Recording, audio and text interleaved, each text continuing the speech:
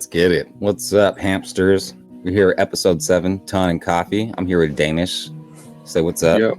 All right, well, we're going to do some Morse code stuff. We're going to go over their latest post, right? And just see what's up with the community because honestly, it's very vibrant, very fun. I'm enjoying it. So let's get into it real quick. Do we want to watch the video? Yeah, let's watch the video. It's always fun. Okay. Well, let's read the tweet real quick. Okay. Hey, hamsters, it's Saturday. You know, this is yesterday's post. Okay. Well, it's the latest, right? Something like that.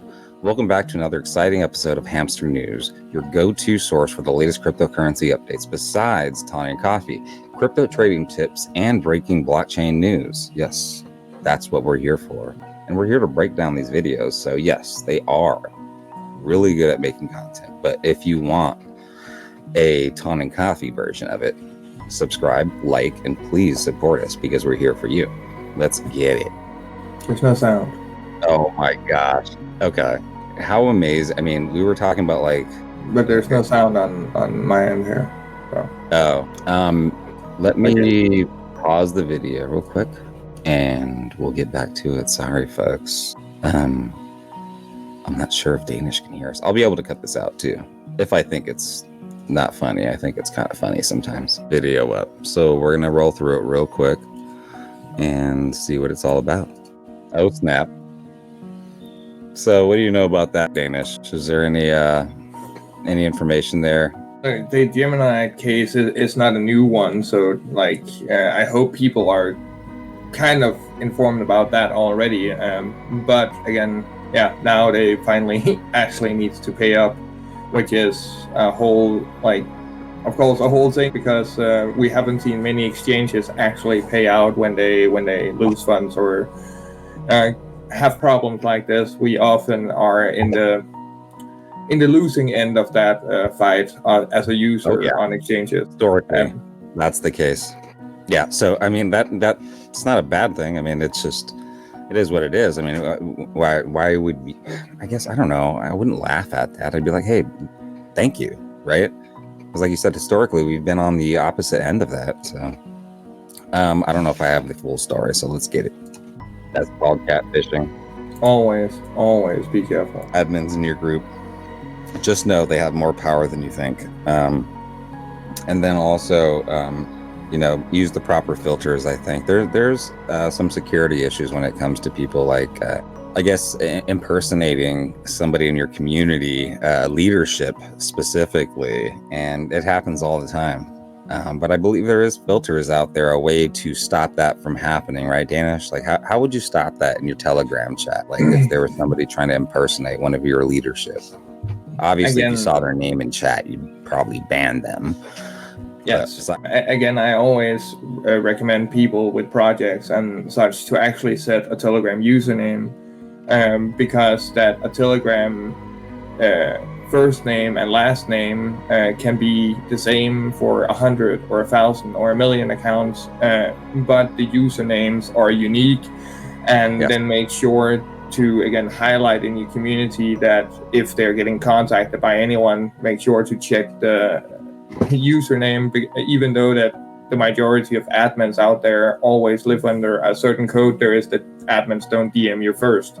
Yes. Which again, it's funny when you don't. I mean, that's different for me, but yeah, it's always stay safe, and it's of course a problem on Twitter, on Facebook, on Telegram, on Discord, everywhere, because in Discord there's less spam. I've heard so many people say, but as soon as you get into a Discord, suddenly you have 40 people DMing you, but they didn't DM you before you got into Discord, where in Telegram you can get DMs from people even when you're not in a group.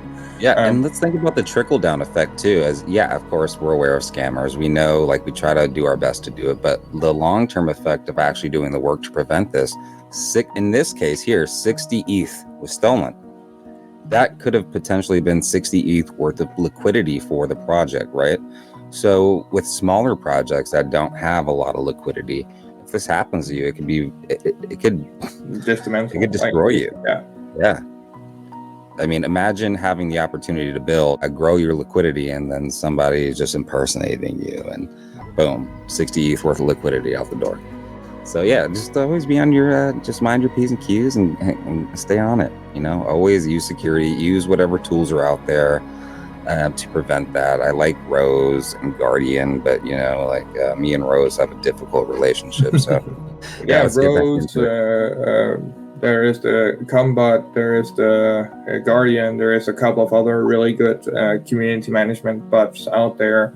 Again, there is even the possibility to most of them as open source, so you can use the official ones, for example Rose, but you can also go and rebuild and host your own, so you make Rose personal for your project, so you host the whole thing, and taking that as well, like that security measure as well, depending on the size of your project and so on, where you can just like AI Rose do this, AI Rose make this change. That'd be fun. Anyways, let's get back into it. Pretty smart already, but yeah. She is smart. She's like a bad relationship. Here we go again. These numbers, man. All right. So let's talk about the numbers. Last time we did a video on Hamster, would they surpass? Was it like 100? That was 100, right? So, I mean, they're growing substantially, and a lot of their posts and their videos on YouTube reflect the number of followers they have for the most part. So, like, I'm not, I'm just gonna address the elephant in the room. Like, a lot of people think like, oh, they must have bots. Everybody has bots. Everybody, no matter what. Did they do it, or did a community member do it, or whoever did it? I've worked for collections where community members have spent their own money to grow our channels without my knowledge even. It's not something I like, but what can you do to stop it, right? So I think they have something going on here. The community really wants to help them to grow, whether it's that way or the organic way. Yeah, there is. Yeah. They have engagement, right? There is a lot of engagement in their tweets, in their posts. Like just the current post here we're looking at has 19,000 likes, 3,200 retweets, and 3,700 comments. But again, like as you said, their numbers are actually pretty diluted out on the different platforms, which again really shows that it's not just bots, but of course there is bots between them. I'm not gonna say that there isn't, because it would surprise me really a lot if there wasn't. But like 158, as they say in the video, but my stats here say 150 when I made this, but 150,000 players, 150 million players, 36 million followers in Telegram, and then 22.7 million followers on YouTube, and 7.6 million followers on X. Again, that gives me a roughly, like, I would say that they have at least 30 million real players. Yeah. And that's still very impressive. I mean, even on the lower end. This is probably undermining a lot, but at least 30 million real players. And you and I can both agree on the fact that their content is like A+. Whoever's doing this is brilliant, and honestly doing it the right way. This is the least you can do for a community that you've accepted money from, that you're building with. I mean, this type of content. They haven't even asked for money, doing everything out of pocket. Like, right, they got revenue models now because of their huge following. I meant numbers, how like most projects like take your money and don't deliver even half the things they've done, and they haven't even done a sale. You know what I mean? Pre-market has just started on like Binance and KuCoin and a couple of other sectors that has done the Hamster pre-market, so you can trade the tokens before they actually list it. Of course, it's a bit dangerous in itself, but it's also super cool to see. What makes it dangerous in your eyes?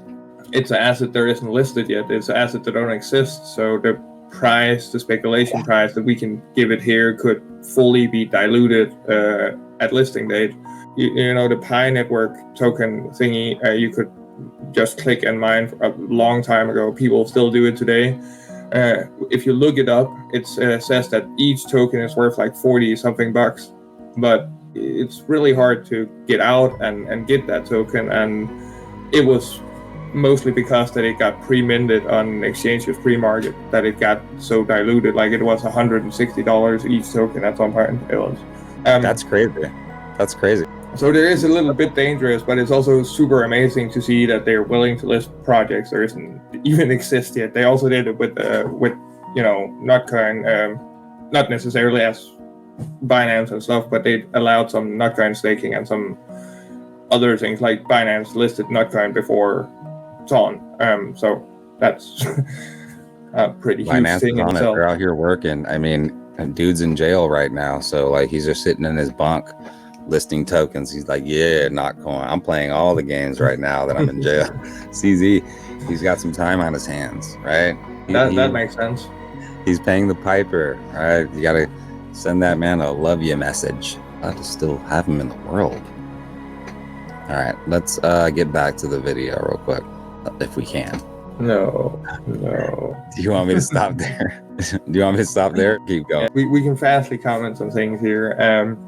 Solana ETF is laughable in my mind, but and again, just see that crypto don't even feel like it actually is going to happen. When you talk about printing money, like people don't even understand what ETFs are like. So Bitcoin ETFs currently don't even hold the Bitcoin that they're selling to you as an ETF.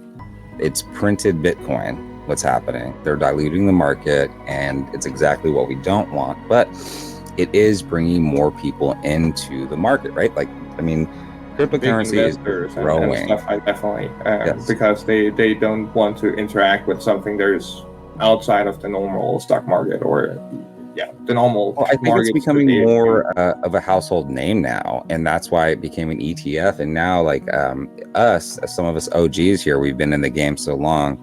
Some of us don't even know what ETFs are, but it's essentially just printing more token that doesn't even actually exist, even on Solana. Do you think that's going to help them? I mean, probably if they get attention, it actually grows their community. But other than that, it's not providing liquidity at all. Not at all. So we'll move on. All right. Well, interesting, right? Hamster power. Yeah. Like the game there, I actually didn't even. That has passed my radar. I've heard about the game when it came out, but I haven't heard that it was announced as a Grammy Award. That's pretty big. Yeah, I remember when 3-6 Mafia got an Emmy for their song. What was it called? Ain't No Love for a Pimp, something like that. Something crazy. Like, I was like, oh my, that's epic. And being here in cryptocurrency and being on the front lines to see something get nominated even for an Emmy, that was pretty epic, dude. Like, it is history. Like, we have definitely seen history being made. Also with Hamster, as we just reviewed. History. I'll figure it out later. Yeah. But yeah, I think that was about it, other than the fact that we had the Morse code for you all. And the Morse code today is NFT, and you need to be fast because it's only up for the next 2 hours, and we're going to post this video ASAP. So yeah, have an hour and a half by the time we get this out. So yeah, it'll be posted randomly, so you're gonna have to watch the whole video. At this point, since we're saying it at the end, you probably already got it, but yeah, there it is. All right, Danish, let's say bye-bye. Thank you guys for being here. Ton and Coffee, episode 7. We'll see you tomorrow morning like we always do. Danish, love you. Thank you for being here. Fountain of information, that's what your name should be.